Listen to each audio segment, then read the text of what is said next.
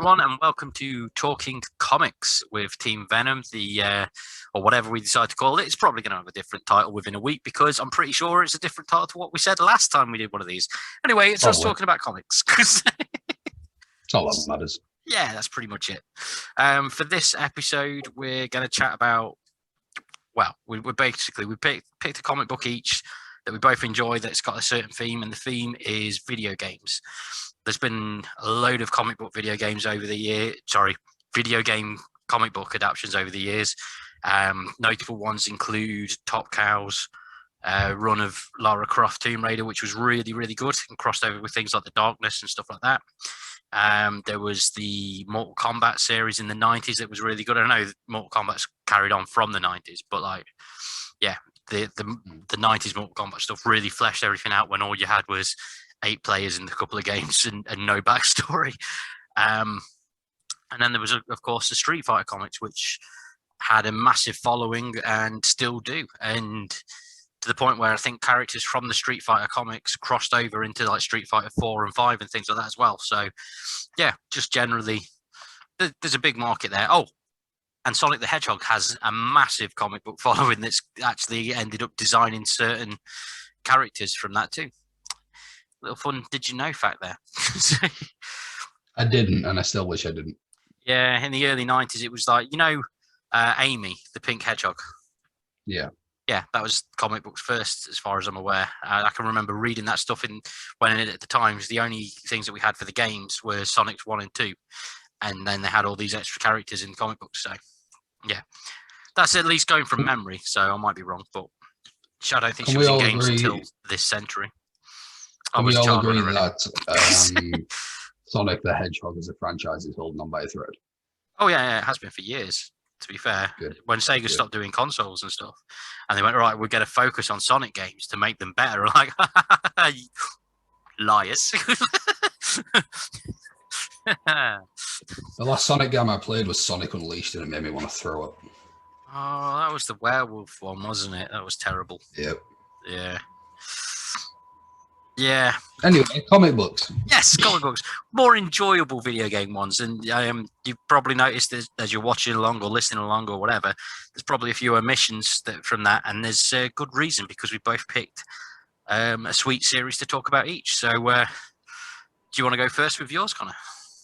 I will go first. The one I will be talking about is the Bloodborne comics, published by Titan Comics. I'm not gonna lie, I'm new to it, but I already enjoy it. Written by Alice Cott, and our is by Piotr Kowalski. Beautiful. Do you know what? This is Kowalski as well that I've got in my hand.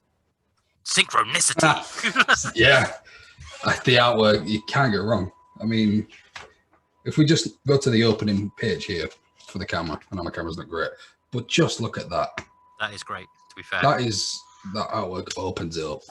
It is, obviously it's based off the Bloodborne games, which are Dark Souls-esque. But this comic does very well, the whole series, because I've read a few more digitally online. I only picked this physical copy up Wednesday.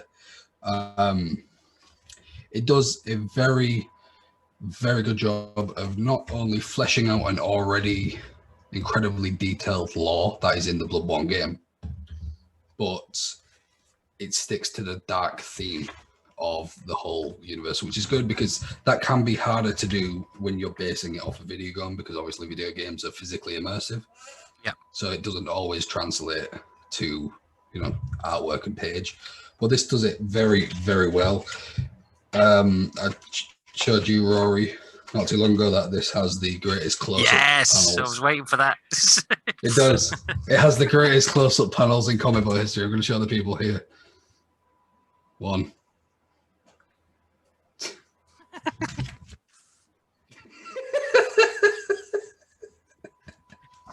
That alone gets it on the podcast. Oh, that's Kowalski, all right. Yeah, it is incredibly well written. There's also some Bloodborne graphic novels out there, which are obviously a collection of comic franchises. Well, I think I'm going to look to get in because they look very good.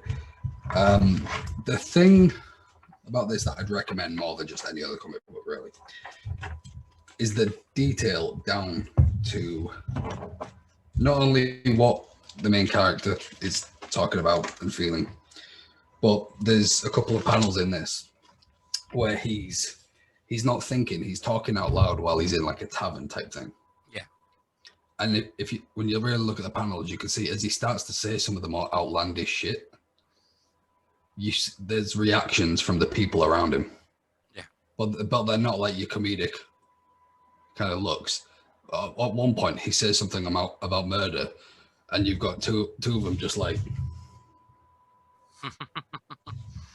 It's very good. It's very well written, and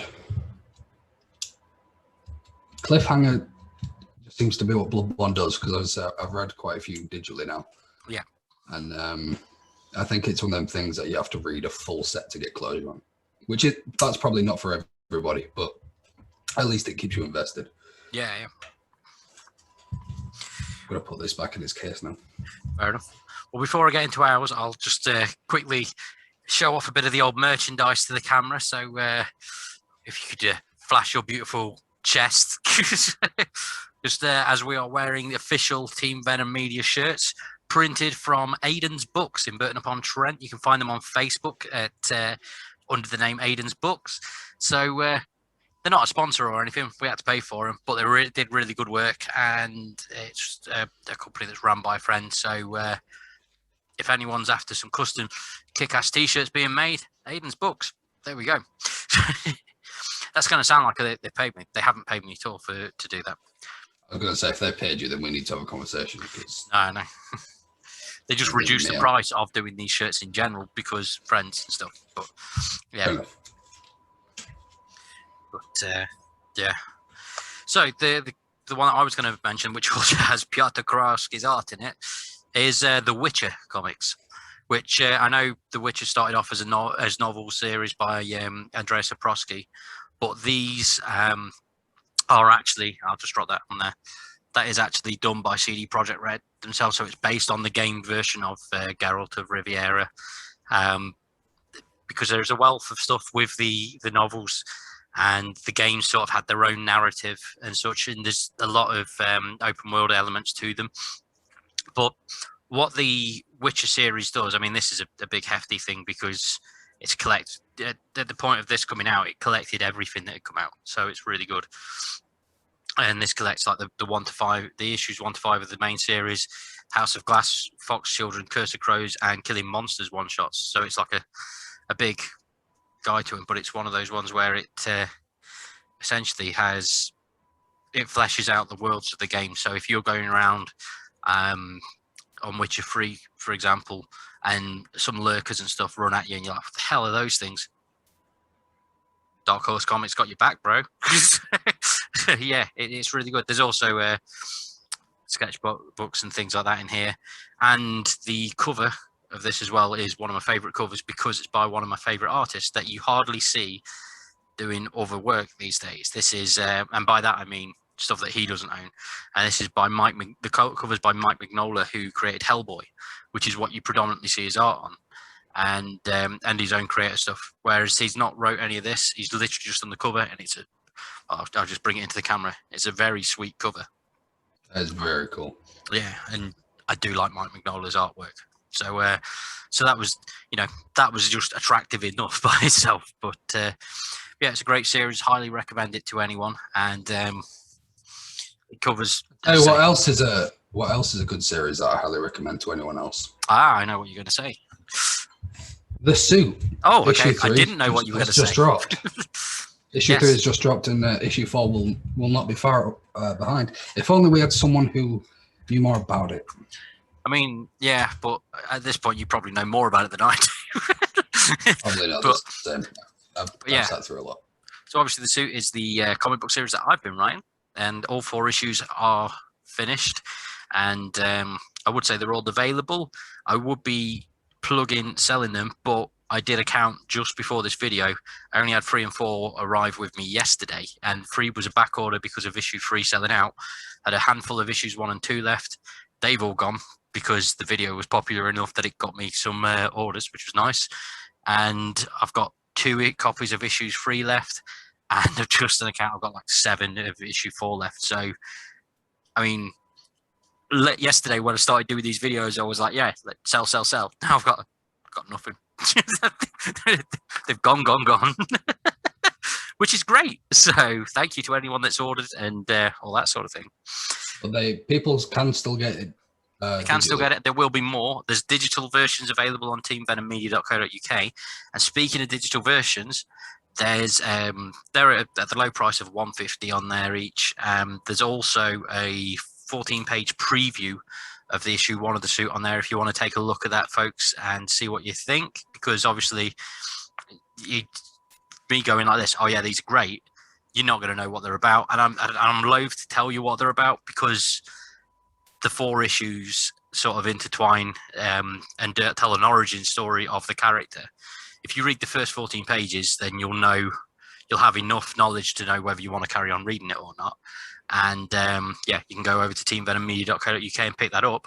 And one thing that's going to be appearing on there shortly, because the preview section of it is almost finished, is Sins of Limbo by your good self, sir, which is the tie-in to the soup. So we've got to get that cheap plug in there that you sent me some of the pages over to proof earlier that I thoroughly enjoyed reading, and you basically sent me the length of the preview. So that's it, really. So that will be appearing soon. We'll have an official video when that goes live, and expanding the Suitiverse. The Suitiverse, which would be sweet. So yeah. Anyway, let's wrap this up. I've been Rory Bailey. You can find me on Twitter at @King_Roaster, and you can find Connor over there on Twitter at Connor the Heel. You can find us on Facebook under Team Venom Media and Team Venom Comics, which we don't do as much stuff on there, but that's because obviously Facebook's one of those things where it's very private. Most of the people that are on my friends list are genuine people that I know.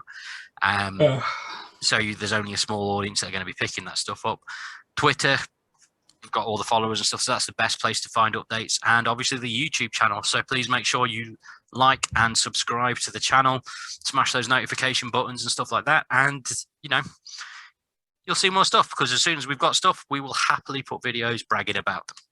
Mm-hmm. This is the best way of putting it, really. It's just the most honest. Yeah. So, but yeah, we've been Team Venom. Thank you all for listening and or watching, or both.